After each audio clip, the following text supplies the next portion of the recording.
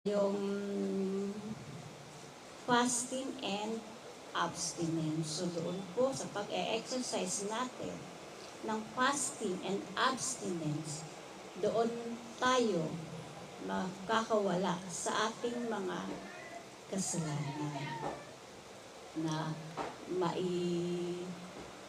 tulad yan, di ba, yung pag may New Year's resolution, di ba, na bumabalik sa kasalanan, bumabalik sa mga bisyo, at sapagkat hindi natin alam kung ano ang dapat na gawin. So ito po, kailangan po natin i-exercise ang fasting and abstinence. So ito last, yun po, di ba, yung last.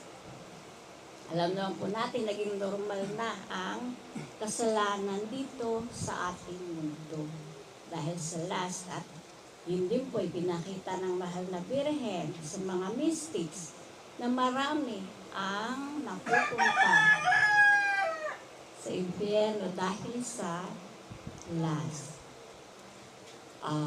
At ang general hardening of hearts to the things of God, ayun nga po na tuwing mag-uusap tayo tungkol sa God, ay sumasara na agad ang kanilang mga puso na pinangangatawanan nila ang mga kasalanan na dapat na kanila nang pinagsisihan.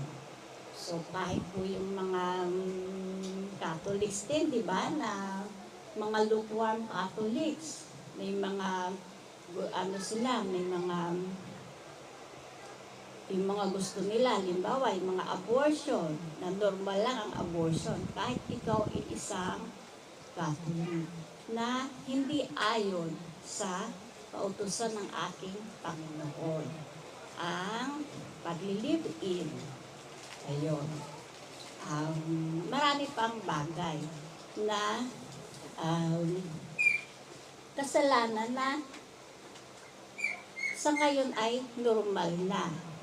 Ngunit, alalahanin po natin, ang ating Panginoon ay ang Panginoon noon, ngayon, at kailanman.